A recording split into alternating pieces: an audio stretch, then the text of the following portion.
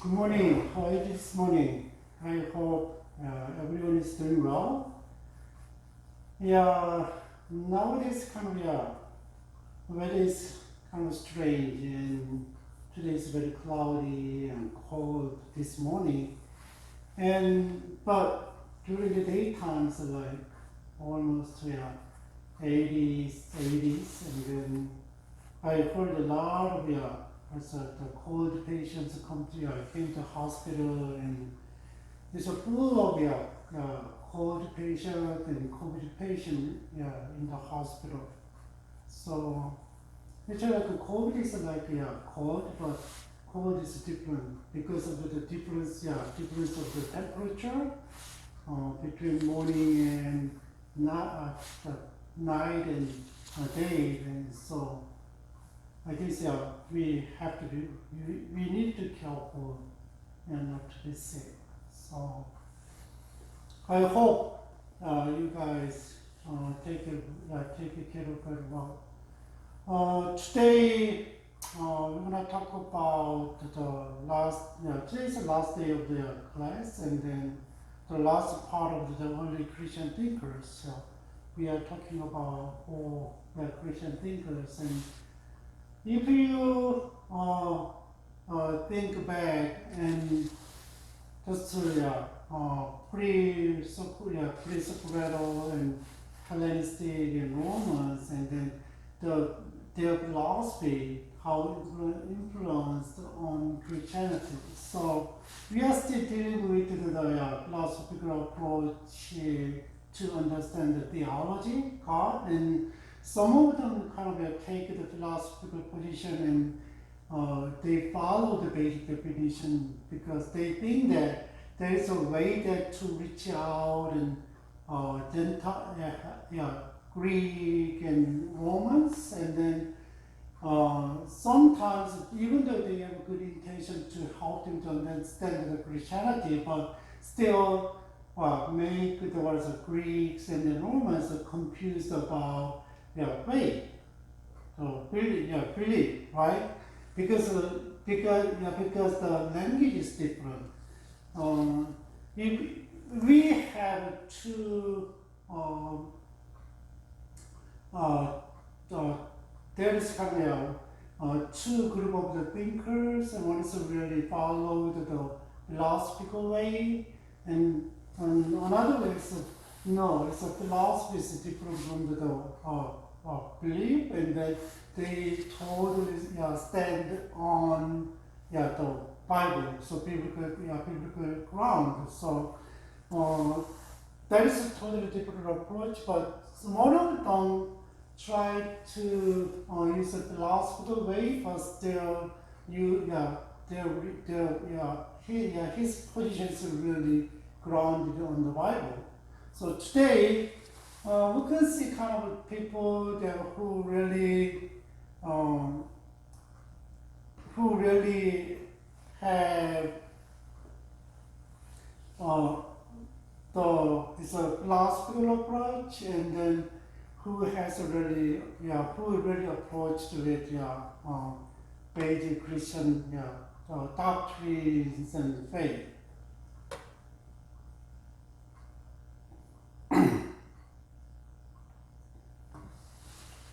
First of all, let's start off with Clement of Alexandria.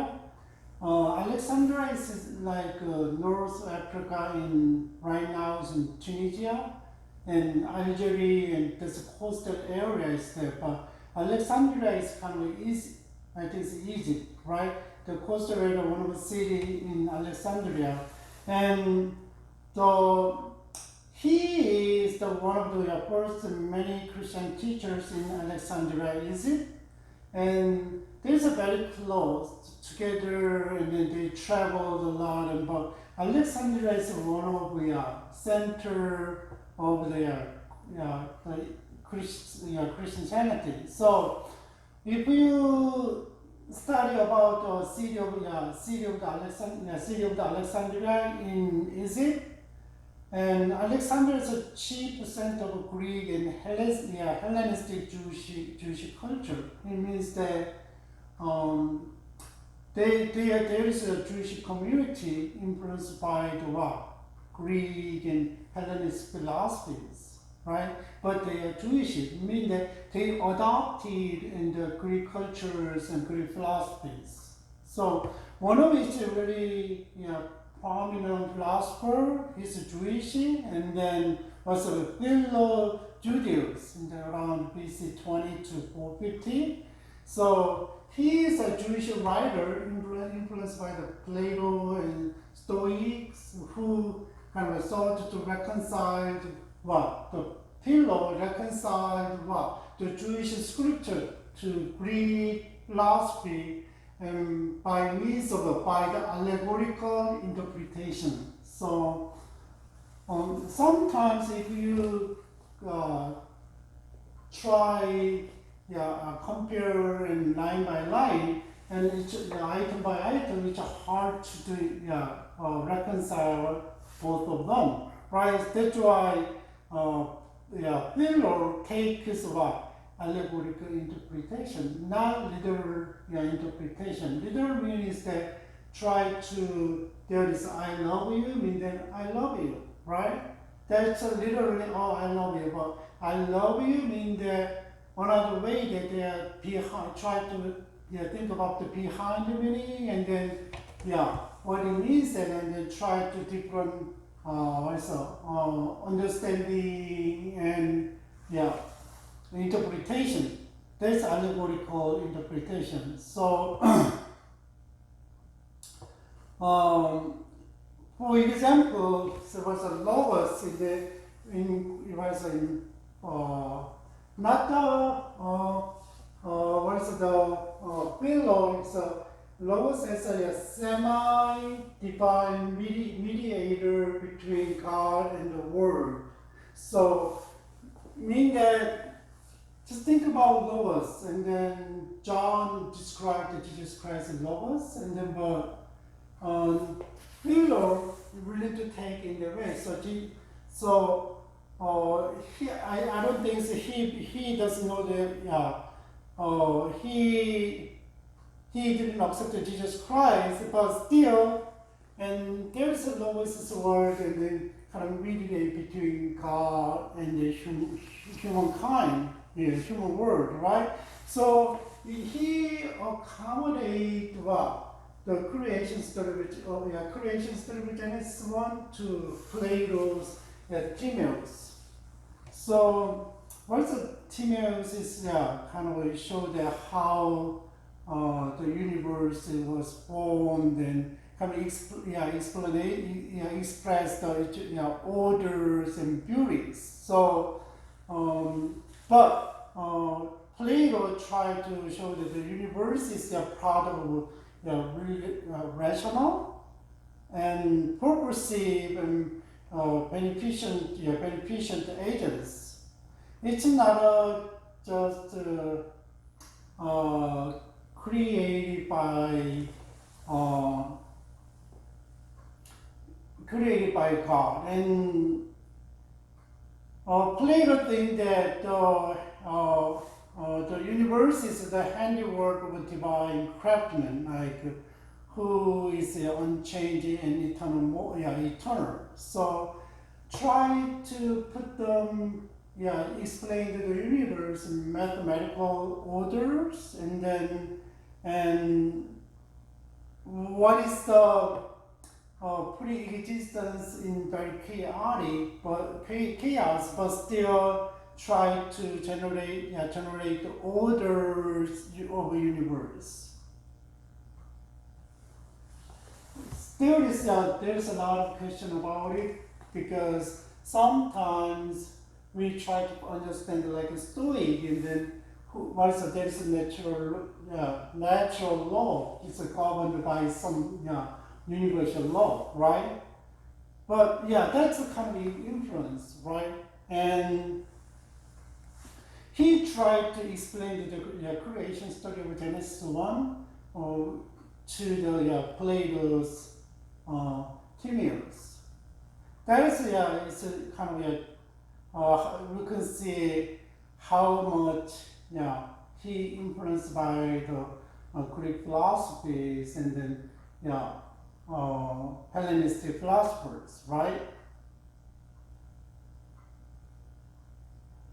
So the Alexandria is kind of a really prominent city at the time. Just remember that, right?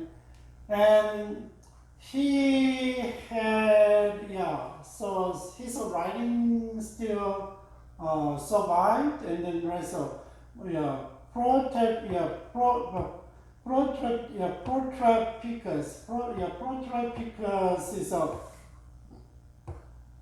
apologetics to pagan thinkers, so try to defend the Christian faith against the pagans, right?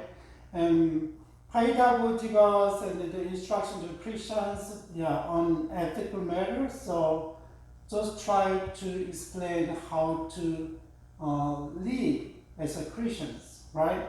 And Stromata is a kind of miscellaneous collection of the teaching that is more philosophical and theological in nature. So even though he had a lot of writing, some of them practical, like Pythagoras, and but still he has a lot of philosophical and theological tendencies. So it means that he is one of the philosophers, and then teachers, and then he's a theologian.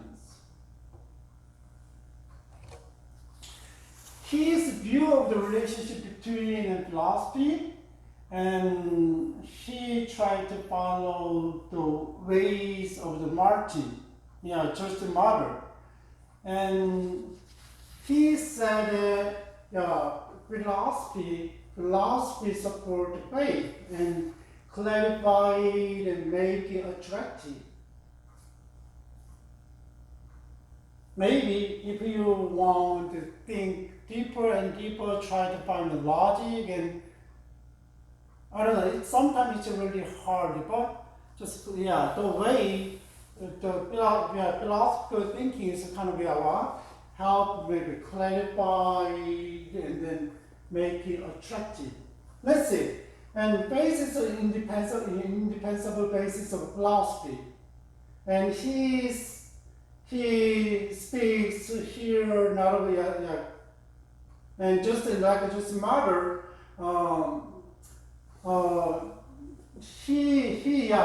he's not speaking of the Christian faith, but committed to rational thought. He's trying to understand the faith with the philosophical perspective, right?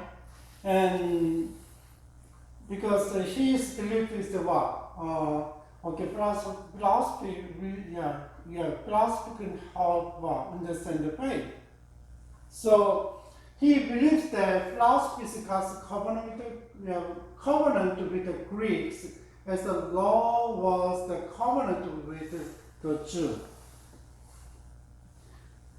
And there is it means that philosophical understanding of faith, and then it helps to Greeks to understand God. Well, a little bit different though. Just think about philosophy, and they are passionate about the absolute being, and they are interested about the physics. They are interested about the cosmos, and then the God's covenant with the Jewish is it's from God. It's not from human being, right? But he tried to find kind of how philosophical understanding is really important. Important for faith, right? And Clement believes that the philosophy leads to Christ.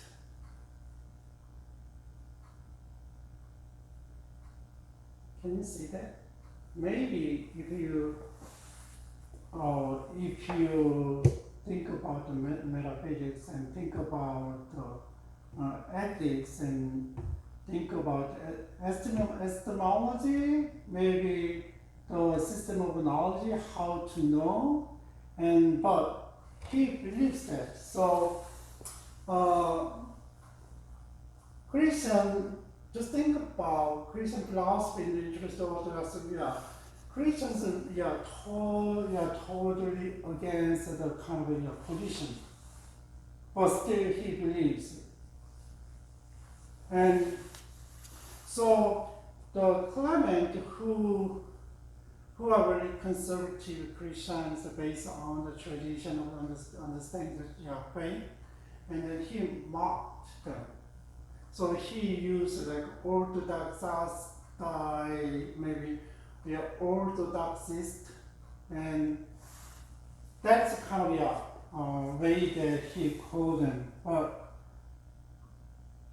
if nowadays like this, and then think about it, and conservative Christians try to stick on the Bible teaching and what Bible said, but if you have like there's Christians who take a little bit of broad perspective and liberal perspective, and then sometimes they don't understand the Orthodox Christians, conservative Christians, right? So even though they don't believe Christianity, but still they don't understand that they criticize conservative Christians like that. So he's one of them. Okay, philosophy is really powerful to understand and help to understand the Christianity. And then just think about the Orthodox and the Christians who really believe in the Bible, and then no, it's not right. They said, but he mocked, right? So when just mother, and Clement prefers a rather impersonal vocabulary in speaking about God, and he said God is lameness. I don't know whether at that time he knows Hebrews, and then so he said you cannot properly speak of him. The closest way we can come to describe God is to say that he is being. So he didn't like just murder and then try to have a philosophical approach of faith, and then for faith, and then just think about the same. So there is no God and just being, right? He followed the just murder's way. But he thinks that human being can know God by the way of the mystical experience. Sometimes it's hard to understand, right? He tried to follow the philosophical way and logic and reason and rations, but human being can know only by way of a mystical experience. So he is the first Christian thinker to bring mysticism into theological epistemology, right? That is it's hard to just think about what is a mystical experience. Who did that? Gnosticism. There's a secret knowledge, knowing God and go back to God, right?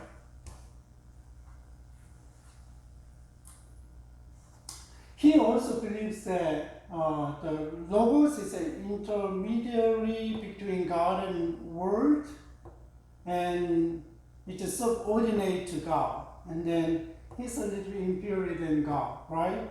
Under the God. So he regarded the Logos as identical with Christ.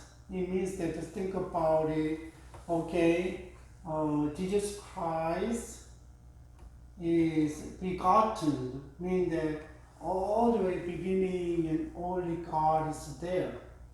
There is no Jesus Christ. And then God create when begotten, and then God's there and the Spirit is there. So in the beginning, all the way, only God is there. So Jesus Christ is to think about subordinate to God, and then it's totally different from the Trinity, concept of Trinity, and then what is it? One substance, but three persons, right? So one substance, By this one, God and Jesus Christ is not same. Like this, maybe Jesus Christ, who is a kind of a divine character, and physical character, it's a little bit different. So, he said, Logos, just models, Clement. Logos is also suprematical, the means of divine revelation to the whole human race. What about, if you understand that way, what about Old Testament? Before Jesus Christ, how God had engaged with his people, and how God had revealed himself to his people in the Old Testament period. That's his understanding about Jesus Christ.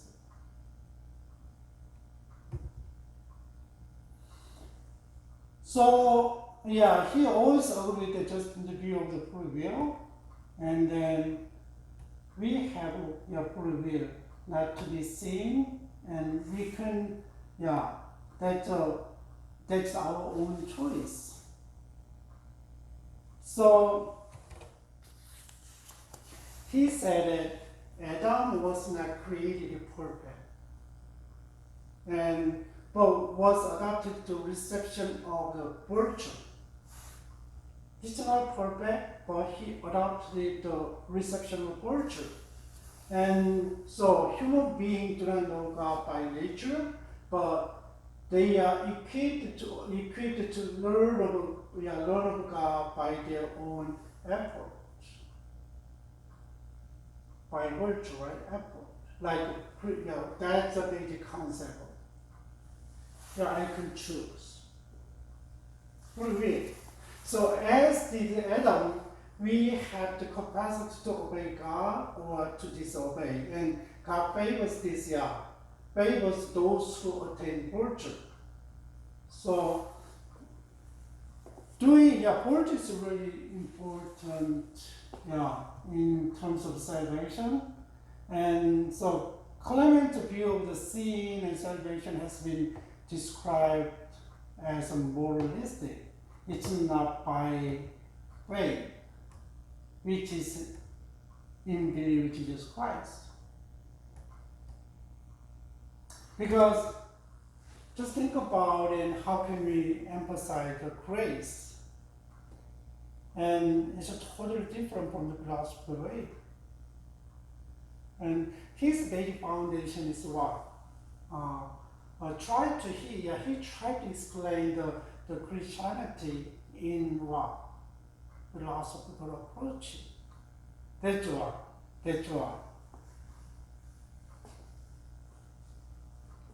So it's a little bit different from the Orthodox and conservative Christian view of the salvation and the view of the sin.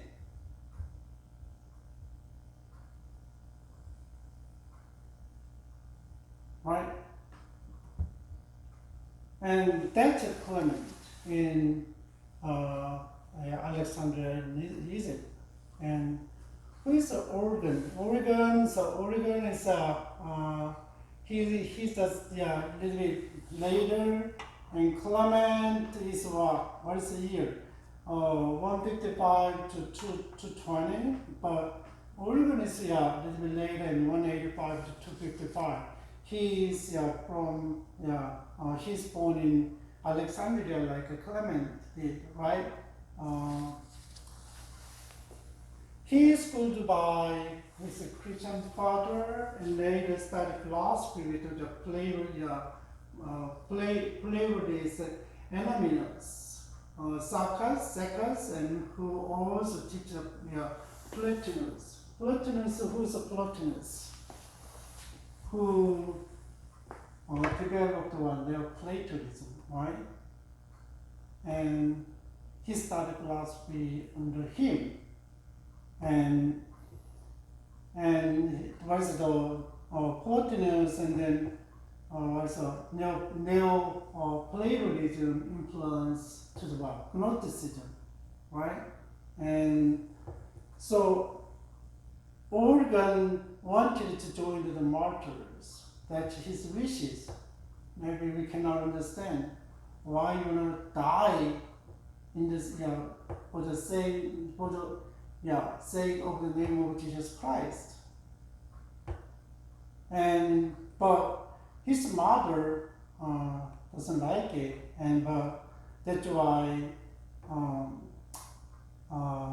his father was willing to die for the Christ, and then his mother doesn't want it, and then he hid his clothes.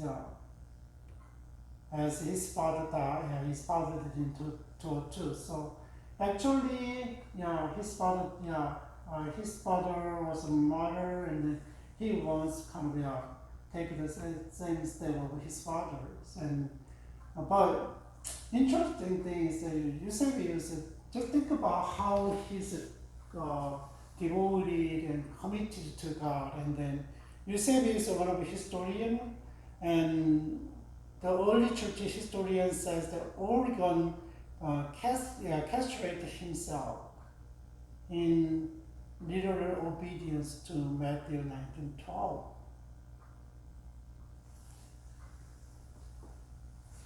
So he doesn't want to lose his focus in serving God and in serving Jesus Christ, and then he did. So he was a biblical scholar and apologist and then theologian. But he is best known for the supervising production of the hexapla, and then which is places 6 version of the scripture in parallel columns. So hexapla is coming. Just think about. There is a different version of the Bible. He kind of parallelized and compared how they say.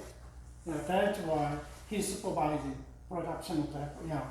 And one of the another he is really made in. He gave the big influence later, and his understanding of the Bible, interpreting the Bible.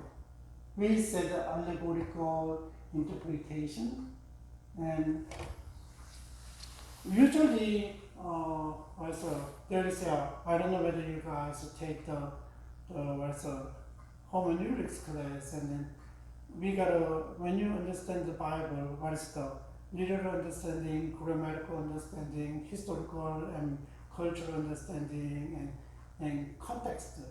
Concept context, right? That is the basic things, but that is really emphasized in literal understanding in the human readings, but his allegorical understanding is there is a kind of a physical and literal text is there. Like if you read the Bible and just the words in the beginning, in the John 1:1, and then just say it in literal meaning, but the psychical and moral meaning. So if you read and that one, another meaning is there. That's kind of you couldn't get the virtue and you couldn't get the moral lessons. and kind of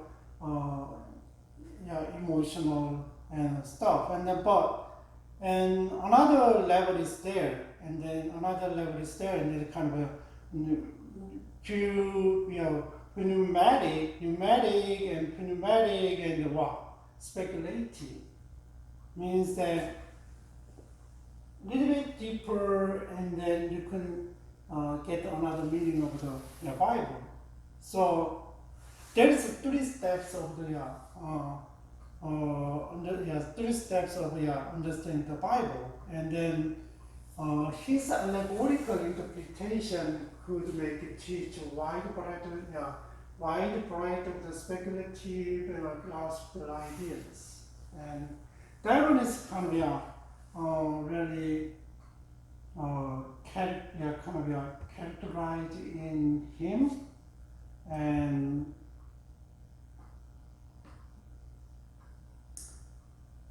but maybe I can talk about a little bit allegorical understanding, but maybe if you are interested, I'm not going to talk about that one, but basically he is kind of apologist and try to defend faith and his theology, and then Bible teachers. How can you teach the Bible? How can you develop the theology, study about God, right? And then he wrote the Contra Cellum. So Sallust was a 2nd century plagiarist who wrote the True Word, and that one is kind of attacking the that one is attacking on Christianity, but Origen kind of refute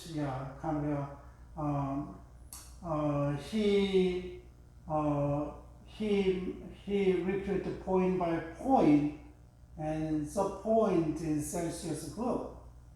That's maybe he tried to you are not right, and maybe this is biblical in terms of biblical understanding, this, and then he tried, he refuted the Celsius. And another book is his first principle. I don't know if you guys remember in the Irenaeus work something described as a Christianity. So he developed the biblical versus theology. Biblical theology, and then you see the Bible as a whole in perspective, and then try to get the principle. It's not topical, and each chapter by chapter try to see connections and what is a big theme of the Bible, like understanding the Bible like this, and then but the Irenaeus like that, and he worked in kind of paved the way for the biblical theology, but Origen, his first principle is like systematic theology. Systematic theology like this: who is God, and then try to read the Bible, and then you can see that the verses about describing about God, and then they pick them all put together and make principles, right? Topical, in easy way to say. He did that, right? So he's really how to understand the Bible. But if we wanna understand the Bible, we need both. Sometimes, and biblical theology gives a lot of kind of insight into the Bible, but sometimes it's hard to organize, because if you want to organize, there's a context is different, I know, but here and there, and then you get some idea and put together and understand the Bible and understand the theology, God, and then there's another word, right? Well, that's why we need both. And if you go to church, some pastors and then pick up one verse and try to before and after and whole book and understand the text and then preach the Bible, right? That's based on the biblical theology. But if you go, I can see a lot of pastors who had kind of a text and then try to get some idea about what, and then basically and read this, and then he get another Bible verses to prove what it say and try to prove what God said, Bible said, and try to add more deeper knowledge like this, and that's a systematic theology.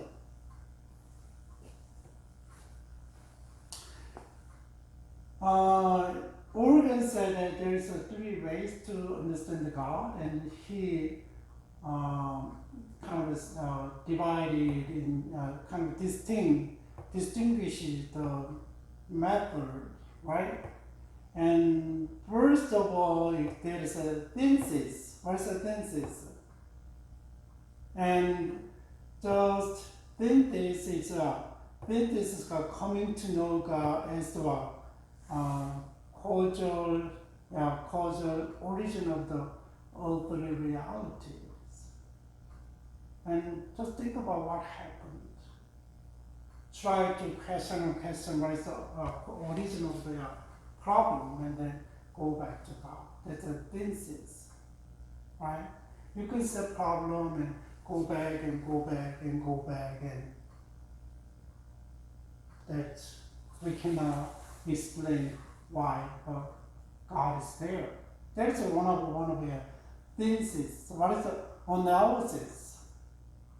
Analysis is like denying God anything inappropriate, anything that suggests weak and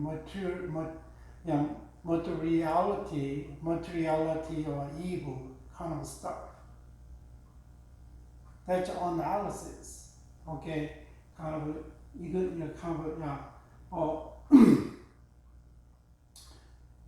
denying to God's anything inappropriate, or God's jealousy. God called his people like Joshua and Moses and killed all Canaan peoples like this.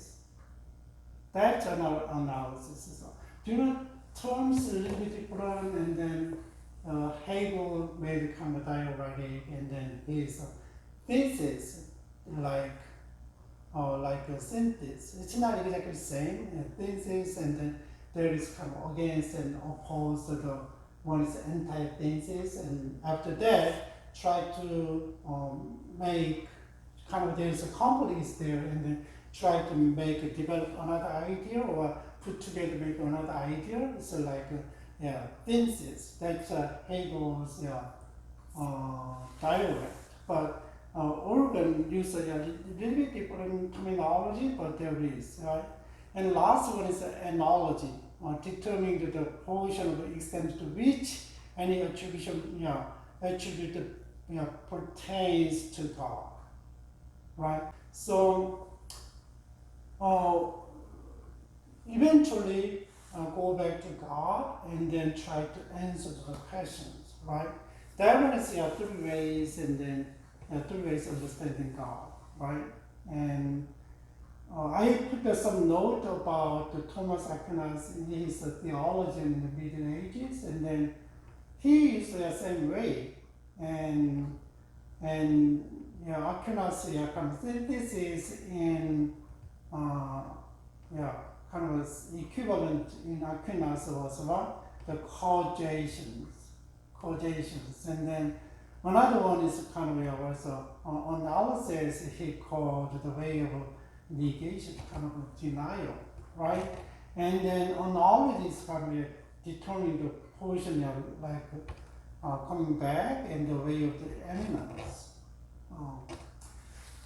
If you know the history of the philosophy, there's a lot of influence there. So you have also like overly he studied the philosophy and the stories like also who was Clement and study Platonism and study Stoicism and like this. And if you study, even though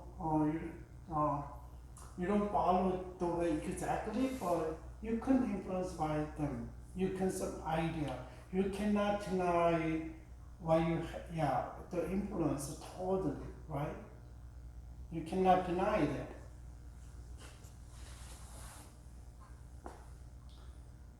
And so Oregon, his doctrine of God is like Philo, Justin, and Clement, who took the philosophical approach of understanding of God.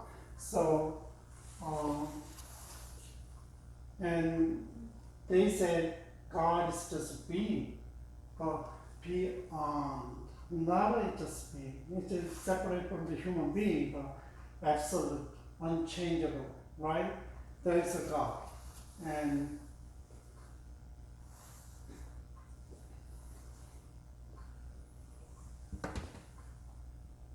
that's he went to take the philosophical approach to understand, explain the Christian faith. He's one of them too. He formulated the terminology used for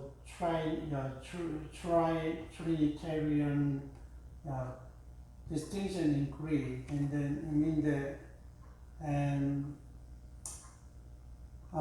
Greek speaking, and then he separate who is God and who is the Son, who is a spirit, like this. And then he used a Greek word because one of the way that maybe he had the same, not exact same, but similar tendency, similar position for the philosophy, the role of philosophy, right? And he understands that God is one ousia, and then three opponents, hypostases, and hypostasis, and that is a God. So outside mean is being, right? Was generally accepted as a synonym with the Latin substantia. Substance is this is a Latin word, is the same as the ousia. And what about the substance and hypostasis and distinction what is a Western word called in three person.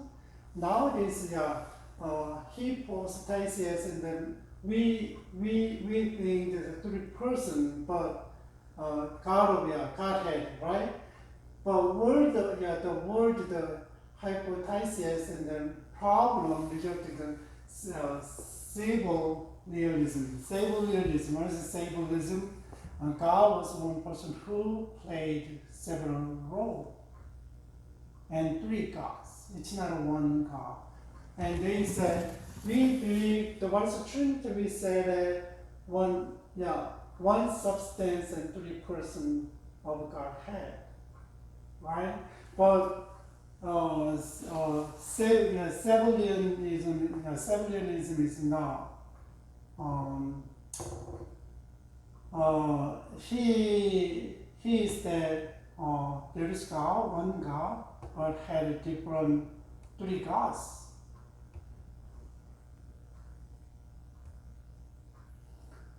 So just think about it. All the even though all Christians willing to accept both Greek and Latin terms as a conventional designation of the Trinity, but there is no problem. But when you think about the heresy, and then there is problems coming out. Even though, he tried to explain what the Trinity in Greek terms, and just think about the language is totally different, right? And that's contextualization is very important. When you use this language, just think about it as a foreigner, right? When you learn English and then try to talk to them, but there's a lot of idioms. And if you don't know and the usage of what they are saying now, literal meaning is different from what they really mean. That's hard, like this. And then just think about there's a traditionally understanding about God, and then there's a terminology there. But if you translate to the other language, in big trouble. It's a big trouble, right? So it means that if you want to really pay attention and without any consulting, and maybe it's kind of distort the meaning of the Bible in other cultures. So there is a mission agency, it's weekly, and they try to translate the Bible, right? And then long time ago, maybe it's about 20 years, but nowadays it's less than 10 years because of the technology, and still it's a lot of time, and that's why they are really give extra attention to translate to another language, and meaning is different there. So sometimes, even though we don't intend to twist or distort the meaning of the Bible, but still, when other people who grow with different education background and different culture background, and then take it different way, and that's why we have to really be careful, right? That's he tried to formulate the terms of the Trinity in Greek speaking. So that is a problem. So another way is kind of Jesus Christ is living Lord and God. God is, and he said God is exists all the way beginning. And then Jesus Christ is begotten from the, in the beginning Jesus Christ not, and then what? Later Jesus Christ begotten by God, and what? And existed. So, and Jesus Christ is Lord and God, right? Even though he had divine characters.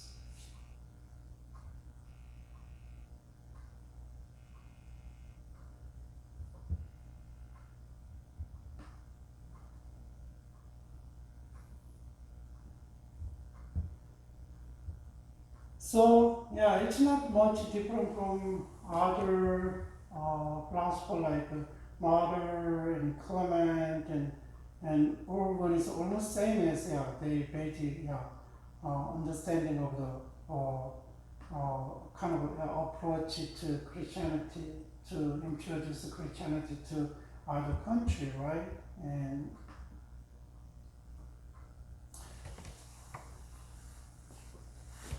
so creation of the worldview is being a little bit different.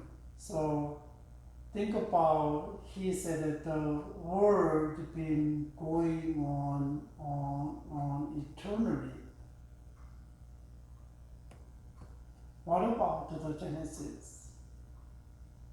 So maybe he understands the Genesis chapter 1, 2, the creation story, a little different. So God created what? Right? From nothing. And just think about, and God,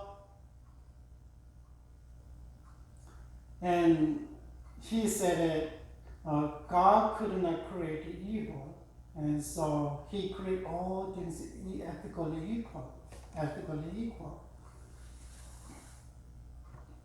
And He tried to explain sin this way, and some of them fell into sin by their own free will. That's His choice. And that is a kind of basic father's libertarian view of the freedom, right?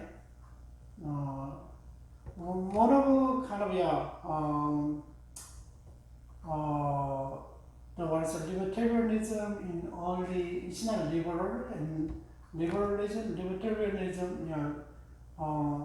Libertarianism is kind of it's one of a view about the humans. It's a philosophical position about human beings, understand human beings. That's the what's related to the free will and free will and then determinism. They don't believe that determinism. Who had determinism? Stoic has fatalism and determinism, but they kind of ignore the determinism and then human has the free will. Still, there is a lot of debate though, and just kind of influence, and then we have a choice to do that, and that's the Arminianism, and later on Calvinism is that it's about in God's sovereignty, everything is predestined, like this. People understand it, right? And so Owen speculated that they most people who committed and people who committed sin, and they must have committed sin in previous life. What? Previous life. That's why. And so he embraced the doctrine of the pre-existence of the soul. I don't know. So soul is there's another life is there, and and maybe regenerate, reincarnate like Hinduism. He has idea like this. He tried to explain about sins, right? And that's why it's sometimes Bible didn't say anything about some issues, but we try to understand with our rationality, sometimes with logic, and it's totally off.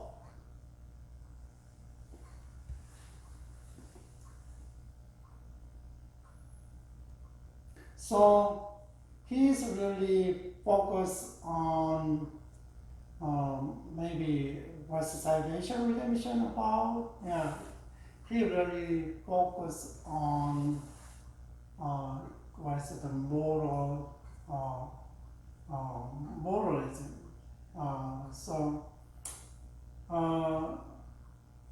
He did not emphasize on Jesus, atoning death of Jesus and why Jesus Christ dies on the cross, and rather than he emphasized a moral example. So, and he does not teach any clear doctrine of penal substitutions. Penal substitution is not Jesus Christ died for the sin. Why? God is holy, and then God is really God doesn't accept the people who have sinned, and He sent Jesus Christ, and then He atoned for the pay for the sin through Jesus Christ. Like this, as a penal substitution. Jesus Christ really to die, sacrifice for the redeeming from the sins, right?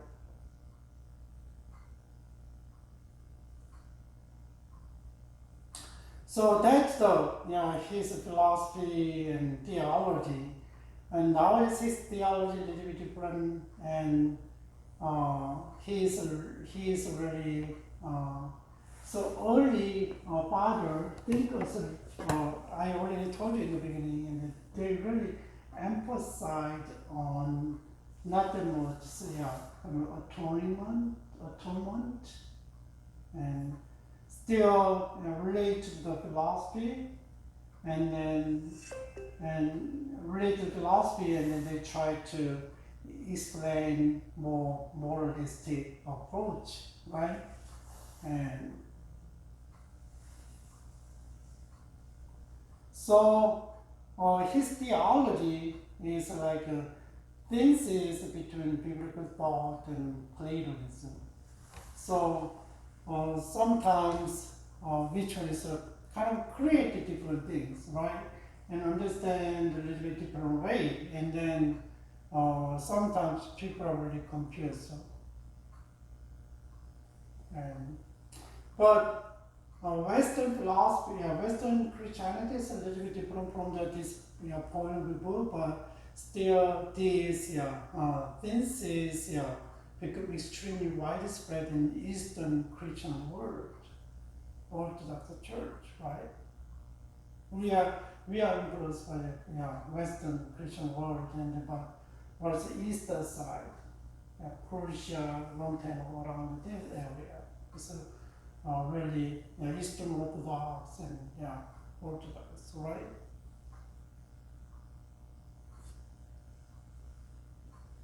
There's a big influence about Eastern Christianity, on the Eastern Christianity. What do you think? And I don't know whether you guys have faith and you have theology about really conservative theology or the liberal theology, and a little bit different, but what do you think the Oregon's kind of thought?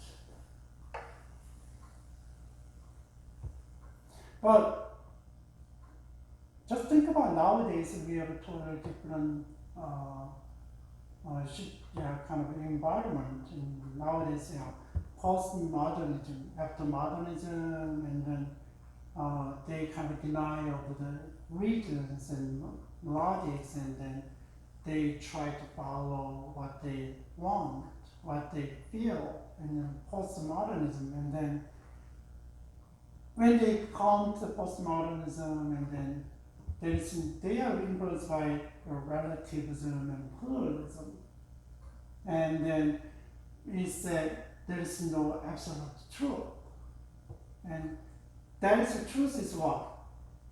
Just do whatever you like, whatever you feel good. And if you understand the way, this philosophical approach, understand the theology and Christianity with this philosophical approach, how can you understand Christianity?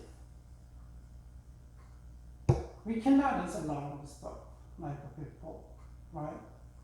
Like evil. And there's one of the, at that time, philosophical trend, kind of, some thinkers try to accept about the philosophical trend. There is a lot of things in Christianity too, and even though maybe if you read a lot of books and somehow it really seems a good book, but when you read some, the book critically with if you have any kind of a position of theology, and then it's hard to understand. There's a lot of controversial issues. So when you write the book, and especially related to faith or theology, should the book reflect your theological point of view, right? And personally, I trained was a really reformed theological understanding, right? And basically I have the whole things, but I get involved in missions, and sometimes my theology cannot explain that, and somehow I accept the other point of view. It's not a some yeah, it's a little bit different point of view, but I said nowadays, and maybe I was a reformist, but still I have my basic foundation on that, but still I become a kind of evangelist. No, evangelist, evangelical theology. So really focus is a little bit different. Yeah.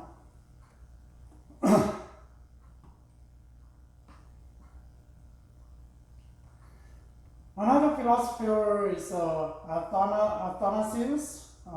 He is like at the end of 3rd century to early, almost 4th centuries.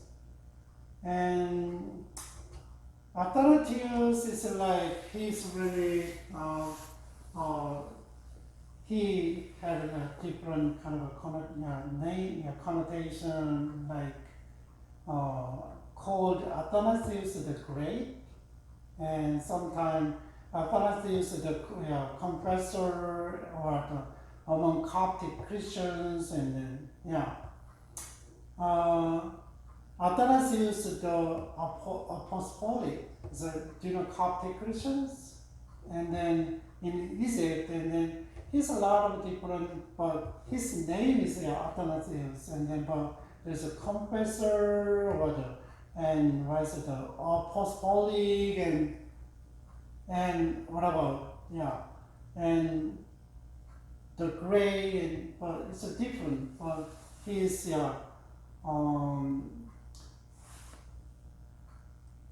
he was a kind of the father, Greek church father, in that, and his ministry kind of involved in Greek churches, right? And the 20th Pope, the Pope of Alexandria. So eventually, he worked in Alexandria, right? And just think about Alexandria, the kind of the atmosphere of the scholarship, and they're heavily influenced by the Roman and Greek philosophies. So Athanasius was a Christian theologian, and he's a theologian, and he's a church father. He was Pope and chief dependable Trinitarianism, Trinity, against the Arianism, and he is kind of he is one of the Christian leader, well-known Christian leader around the 4th centuries. And then I don't know whether you guys heard about Arius and Arianism. Arius believed that the Son of God was not God in the highest sense, meaning it's not Jesus Christ not saying is God, the Father, but he fully God. He fully God, meaning that he's not God. He he think about Jesus Christ semi divine, right? Semi divine. He believed that the world was a creature, not the ultimate creator like God. He means that he said that Jesus Christ is the Word, right?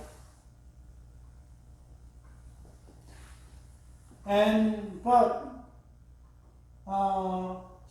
he believed that the Word, he accepted John chapter 1 early. He involved in creations, and then, but still, he's not a God, like God Father.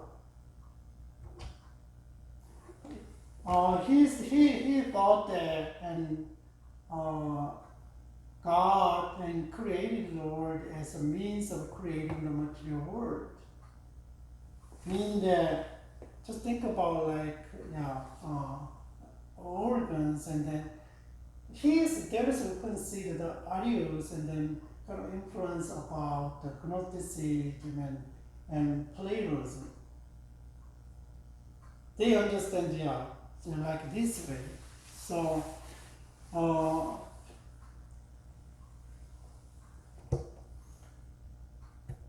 Arius also the first to clearly state that the world and the spirits were the creature of God more than the being fully God. God created spirit, and God created the Son, Jesus Christ. And he denied the word and the Father was the homoousios. Homoousios means that there's a being one substance. He denied it. Meaning that just think about it, God created the spirit and the word in Jesus. That's why Jesus Christ, is not the same as God. So if you read the John, book of John, Gospel of John, and then Jesus really emphasized He's the one, He's the with God.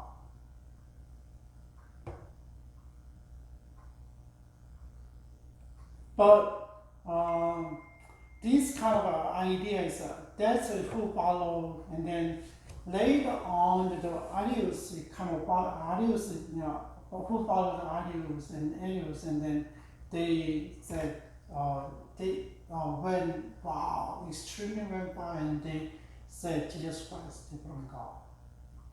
So they so like a Nicene around and the council of Nicene and rejected Arianism, and upon the God is Jesus. One son was the homoousios, and then the same substance, but three persons of Godhead. That's confirmed, and later on that there was a Council of Constantinople, and then what, and there is a kind of revised and then accepted, right? So basically there is kind of Arianism had a wrong concept, but if you know that how influential of the Neoplatonism, right, and influence of the people and philosophers, and I think at the time philosophy were really powerful, and even though Christians try to explain, I think that there is one of a way to reach out to them, but still a little bit make a different point of view and then teach the people.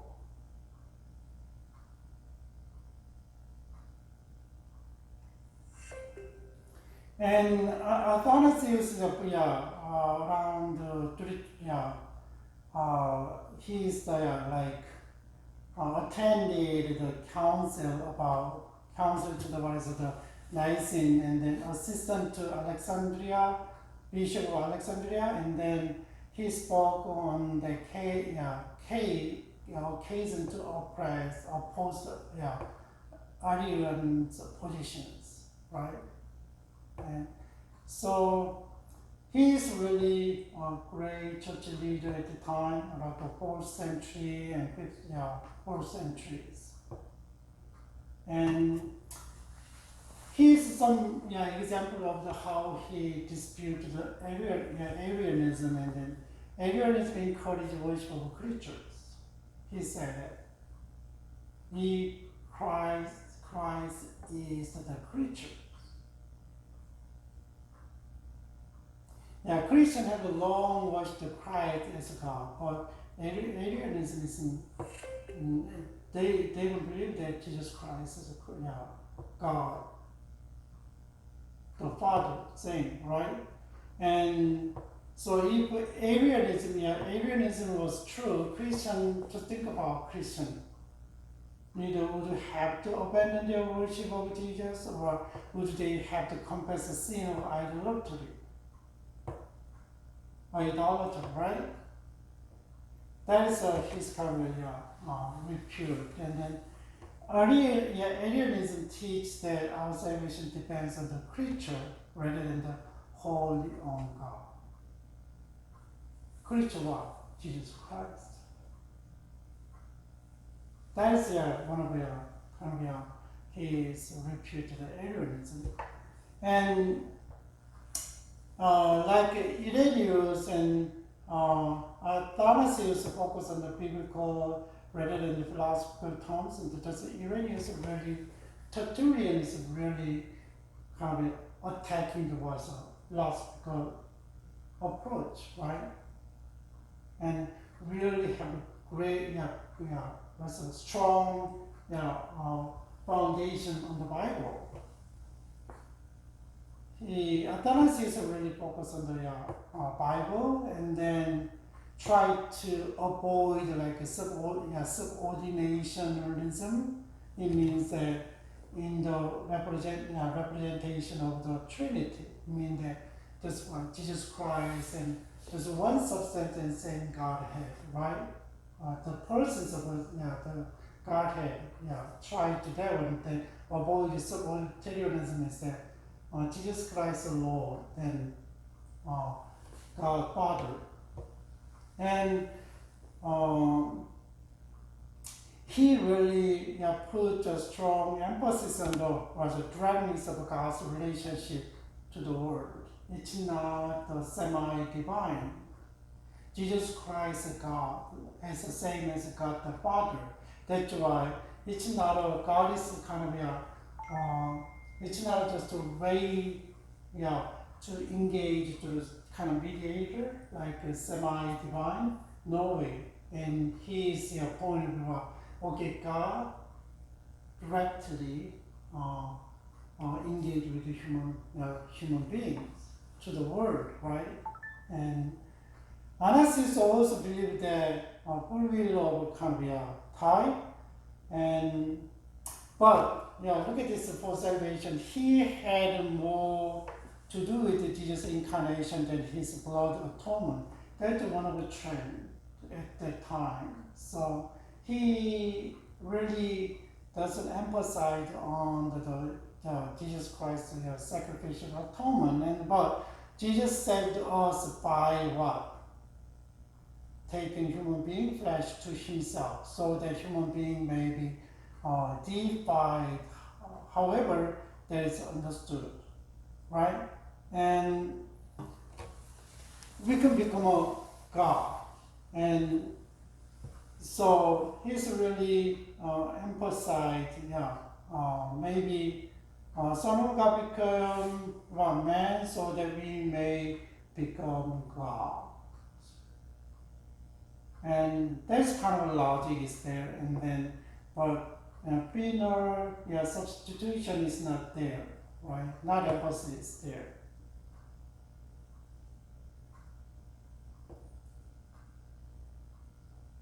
So we can see how try to defend the Christian faith from the Arius, and then how try to kind of understand the truth of the Trinity, right? That's why he is a genuine reformer, and then value and depend on the truth of Christ. And Jesus Christ is not subordinate to God. He has same, right? Substance. This last one is really influential throughout the history, and maybe you heard a lot of him. It's Augustine and Saint Augustine, like 354 to 430, and he has a lot of story about his life. I don't know whether you guys heard of the story, and he's kind of he's really frugal, and then he's like he lost in the early on. So her mother is really devout Catholic Christian, and then Monica, his mother, is pray a lot for him. And better, yeah, if you read and then other things, and there is kind of anecdote about the Saint Augustine. He was born like here. Nowadays it's Sok Sok Aras, and then Dagest in Algeria. This is Algeria, and then it's like next to the Tunisia, Tunisia, and next to Tunisia, and then Tunisia, and then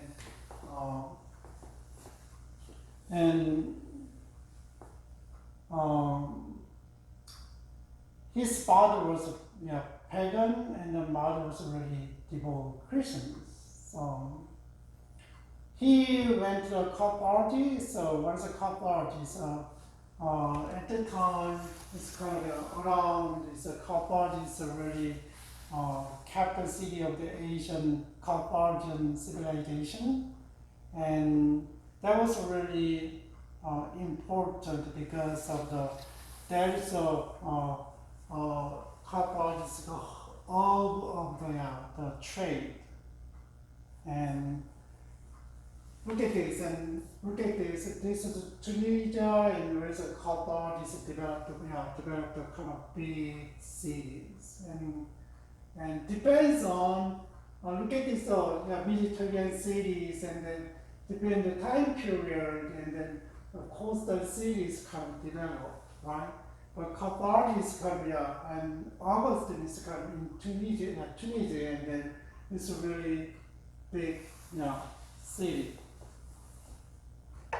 So he went to Carthage at the age of 17 to study rhetoric. How can you speak eloquently? How can you speak persuasively and logically, right? And he left the church to embrace Manichaean religion. So Manichaean religion we'll consider later. And once he left the church, but later on, look at this, and then he consummated his work. All the church fathers bring their best insight into the comprehensive system. So he kind of he influenced a lot and other, but he analyzed and synthesized, and then gave them influence to generation in history. Still nowadays. So still we try to study about him and our really basic kind of conservative theology is kind of based on his theology. So look at this, and very influential around 1650 on Christian philosophy thought in the West. So he formed kind of a basic frame of the philosophy, Christian philosophy in the West, and theology as well. So later on, he rejected the Manichaeism, and then embraced the first skepticism of the new academy, and then Platonism. He jumped into Manichaeism, and later on he influenced by the skepticism of the new academy. Then they are who followed Plato's study, and then they doubted all the stuff except the absolute being, and then Neoplatonism, Plotinus, right? He formed Platonism. Later on, he is influenced by the Ambrose. Ambrose is a Christian bishop of Milan, and at the time he's really influential on him. And then Bruce Ambrose is fiercely promoting the Latin Church against the Arianism and what? Paganism. Right?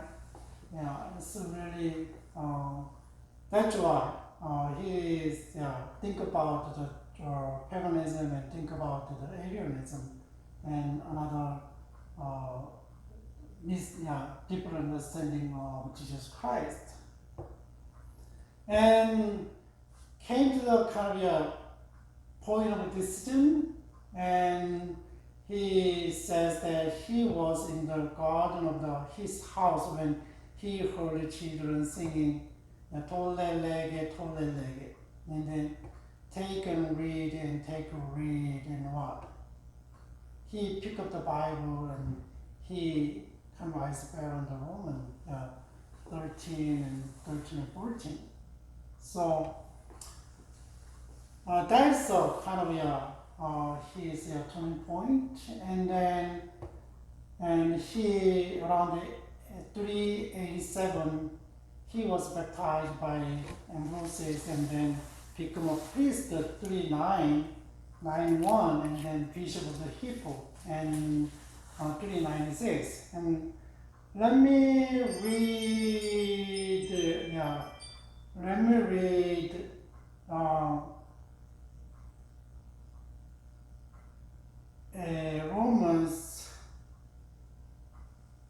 Romans 13 and 14.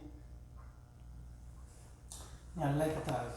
Let us walk properly as in the daytime, not in orgies, drunkenness, not in sexual immorality and sensuality, not in quarreling and jealousy, but put on the Lord Jesus Christ and make no provision for the flesh to gratify each desire. So maybe her mother's influence, and then he kind of had or maybe and dreams and all the stuff, and he read this verse, and then that was made him turning to God.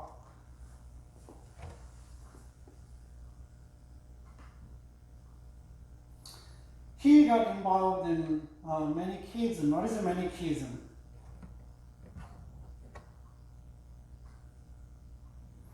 Manichaeism taught that the universe consists of what?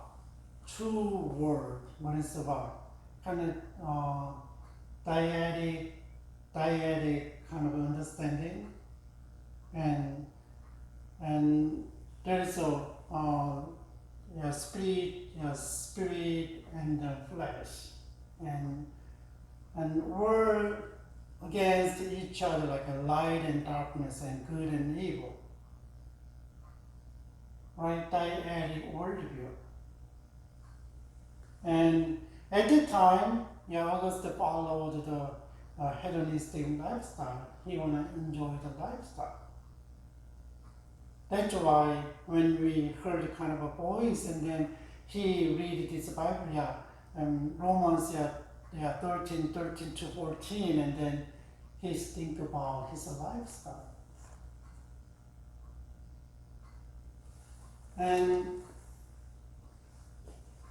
But he was thinking about, but then where does evil come from? Try to understand the good and bad, right? Evil and good, and then he thought about where does the evil come from? If God is all good, he must have the desire to prevent evil. That is the thought. And then if he is omnipotent, he knows everything. Omnipotent, he knows everything, and he can do everything. Sorry, omnipotent is, and he can do everything, and then he must have a power. And but still there's evil. How can explain? How can explain the fact? If we don't agree with the Manichaeism, the power equal opposite to the God of evil and good, right? The good. How can we explain it? Those are big things. But still, the dyadic worldview is kind of, we have. Always we try to explain in good and bad, and flesh, and if we read the Bible, that is one of the first worldview in the Bible. It's a Christian worldview. What's a fight with our flesh with the spirit? And eventually, spirit will not win, overcome the evil.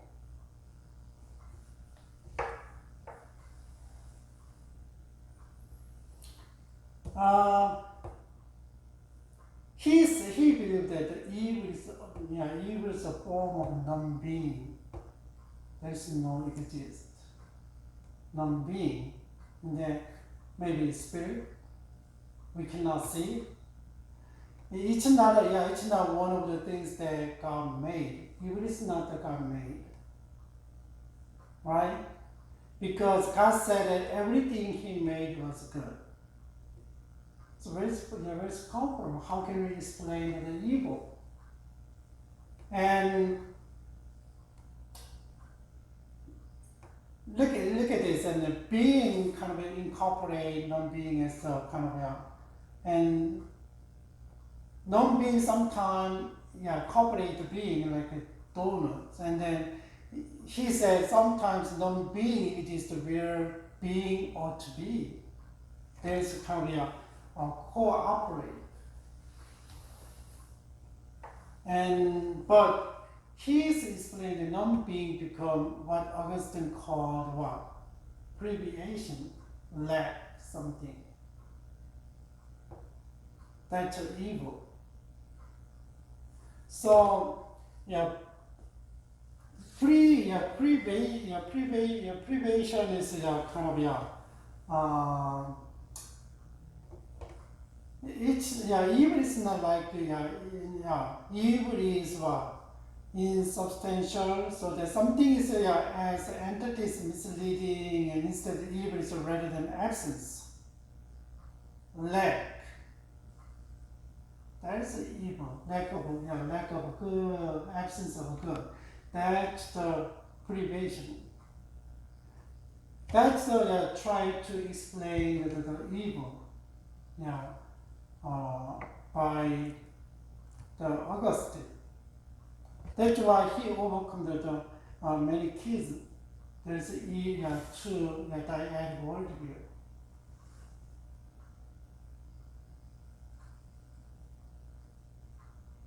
That's a kind of philosophical, right?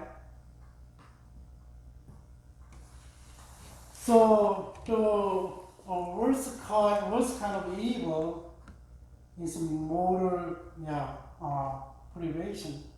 The original art is moral privation. The sin of the angel and man, and that is kind of when you explain the evil, how the Christianity explained the evil. When what was there is God doesn't create evil like Augustine, right, from Augustine, and then what? They challenged God. Once become their spirit, not the non-being, like the their spirit, and they challenged God, right? And punished and expelled from the God. That's evil. They are against the world. But his explanation kind of moral privation is kind of lack of morals. He said, and God, like, he's not like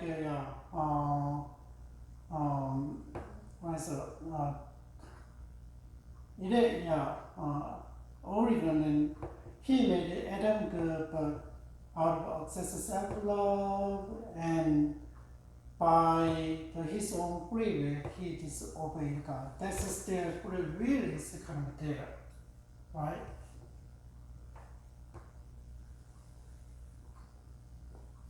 And what about how can you understand the evil? That's the kind of, in the beginning, he created by God good. But the fall makes it clear that the evil essentially was moral, not metaphysical. Moral means that kind of break some laws, right? And it's not virtue, right? And evil is not aspect of God's good creation. It is a personal rebellion against God's command. If you read chapter 3 in Genesis, you can see that one. What is what's the covenant with God? Maybe. Okay, you can eat, you can have everything, but don't touch in the middle of the tree in the middle of the garden. That's a basic covenant, between man, Adam and God. But they break the covenant and follow their own desires. That's the nature of the evil of the world, God's curse on mankind for that rebellion. So he believed that the sin, is kind of influence and on the descendant of Adam. So human originally had simple.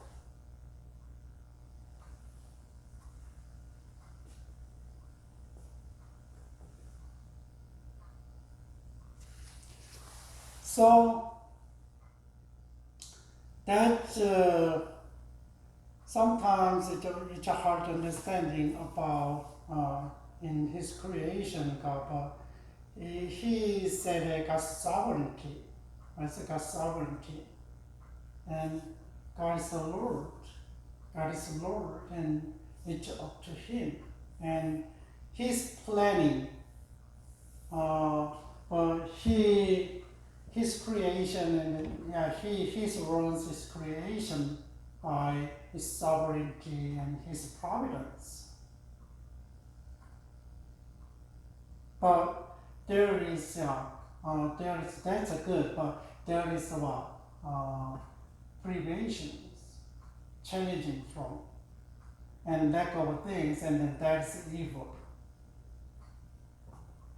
That is a basic understanding of explained that there was Manichaeism that he got involved once, and then but he's not he changed his point of view, and he explained that what's evil and what's good, right? What about the epistemology? And he eventually influenced by even though he was influenced by what the was the skepticism of academia, right?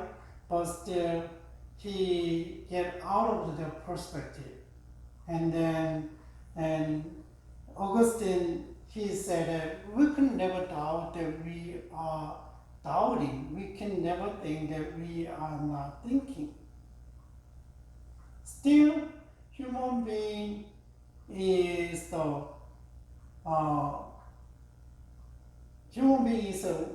thinking, we can know, and we have that kind of ability though. And he said that, human beings originally have kind of that mind in human being, and kind of inborn, and then being supposed to learn the truth. Truth is by nature imperishable, right? Immutable and eternal. That's a divine. That's a there, and then we gotta learn first. That's what it said, and then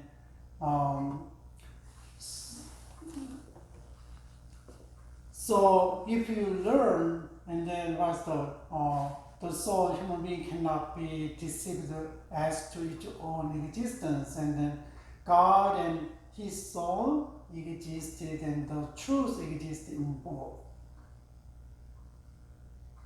That's why you gotta learn.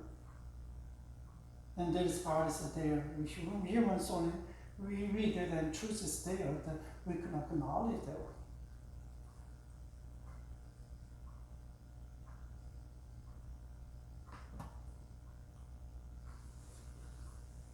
So he said that learning is possibly only because the human being already possesses some truth. It's like a play with influence, and then we know the truth is there, but as the rest of the Augustine, and we had already possessed, and then we don't know about that one. That's why we gotta learn, and then it can enlighten.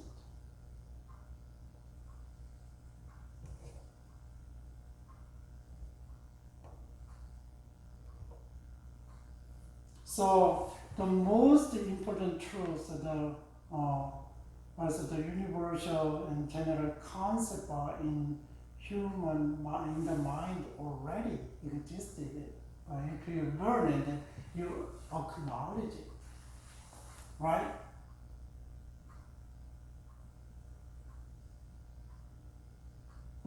Then where these truths come from?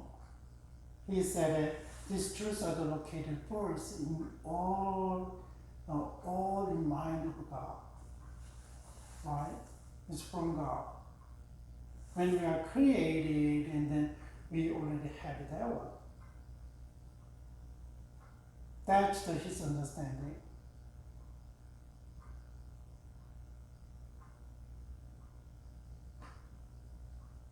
What about the Trinity? And Trinity, Augustine believed that the doctrine of the Trinity is not directly accessible to human reason. It's hard to understand that. It's beyond our reason. But there is a lot of approach to explain, but still, it's not easy though.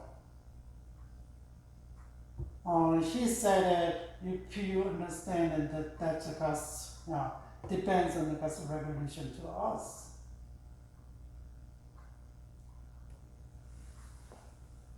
And it's really hard, that's why some Jehovah's Witnesses and Mormons, and they don't believe the Trinity. It's like their position is a little bit different from, even though they believe that Jesus Christ is Messiah, but the Trinity, understanding of Trinity is a little bit different from the conservative. Like they have a subordinate reason.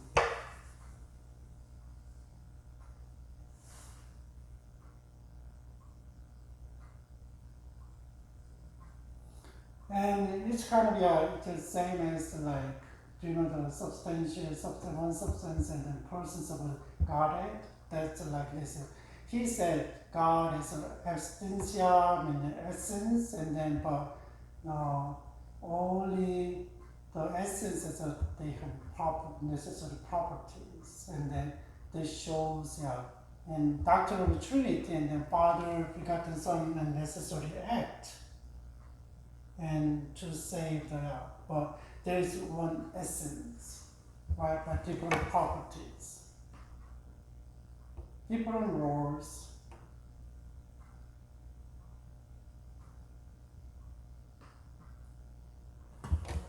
What about the he kind of fought against the Pelagianism. Pelagianism is kind of he's British monk who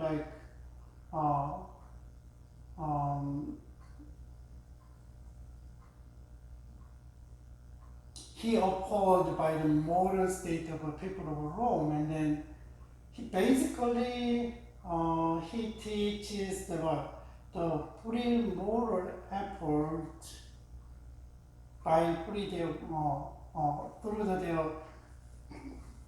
moral effort and what they could improve their life, and there is no what's the original sins, and there is no effect of the Adam's fall.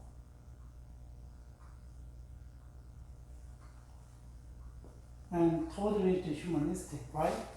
And it means that without God, we couldn't have a better life. And that's why, if you think about what are the people who are persecuted,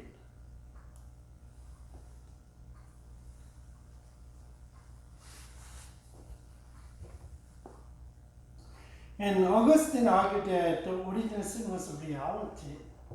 It's not they don't, so no, that's the truth. It's not maybe our free will make our life better because that is independent from God. The free will is independent, but he denies that. And the sin of Adam had corrupted in his descendant, so that descendant had no hope of redemption apart from the work of Christ on the behalf, right? That's a basic idea about what we have nowadays.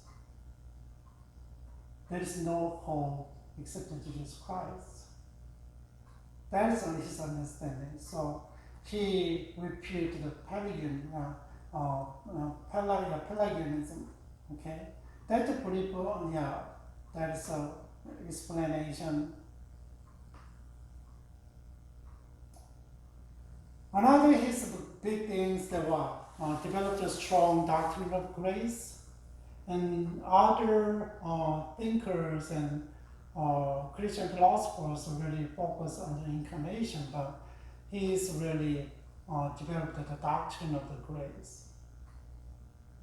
What's grace? And then saved by his grace. It's given from God.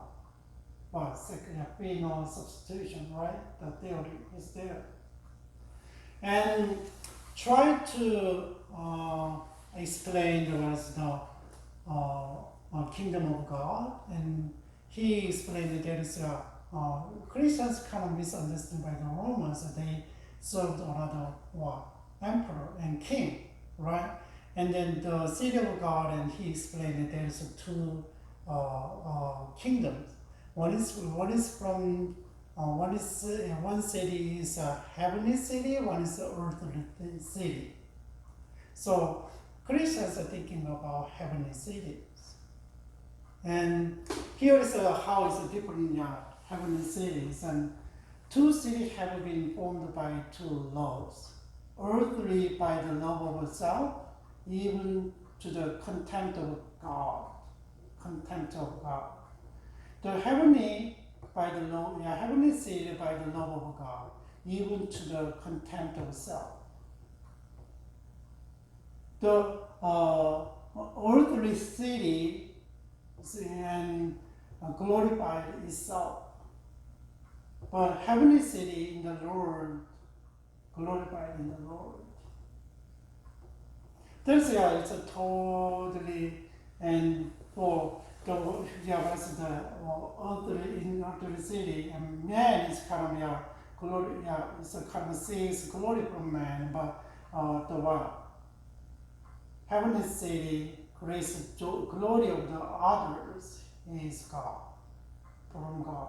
There's totally different the city, and try to defend the Christians, what they believe. Right? But eventually, there is kind of we can see kind of a Manichaean dyadic kind of a worldview, but still, he said ultimately the two cities are headed to different directions. earthly city and heavenly city. One is to cultivate God's blessing, so live in kingdom of God forever. But another one is eternal condemnation, because they don't accept God, they don't acknowledge God. That's the city of God. He wrote. What about another one is the confession. This book is about reflection about his personal life.